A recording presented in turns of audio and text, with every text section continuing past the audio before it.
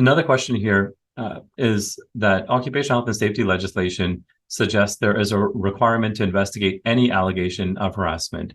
What is your take on this? So the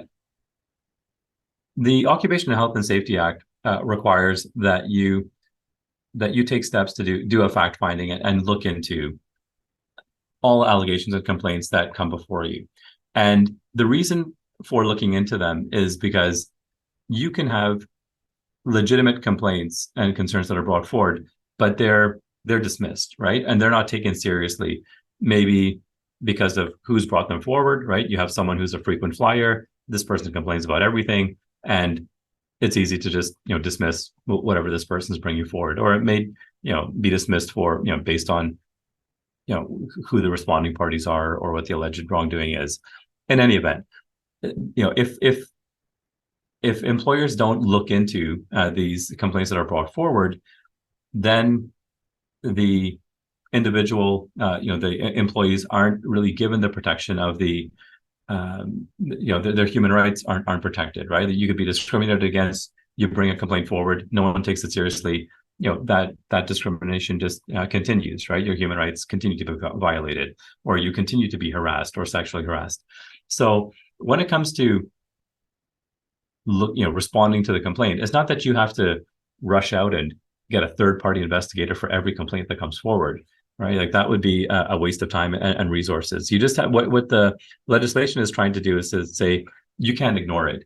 So what you want to do in this case is look into it. You receive the complaint. If you want to have a vetting process where if this complaint is true, does it violate any of our policies, right? If what this person is complaining of happened, does this violate our harassment policy or the Health and Safety Act?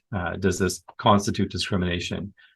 And if the answer to that question is no, if what this person is complaining about does not violate any of the policy and any workplace policies or the Health and Safety Act, then there's no reason to then escalate it and do any sort of a formal investigation. There may be other steps that you take, right? So there may be a legitimate concern, and you would meet with the individual and resolve that in an informal way or through some other mechanism. But there doesn't need to be a formal investigation. So you'd only launch a formal investigation where is what's being complained of. If it's true, does it violate the Health and Safety Act or any of our applicable policies? Another consideration is, if this thing is true, does it potentially lead to legal liability on our part? Does it lead to reputational harm?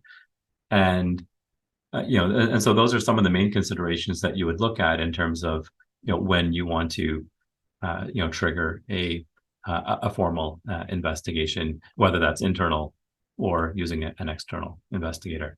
I hope that answers your question.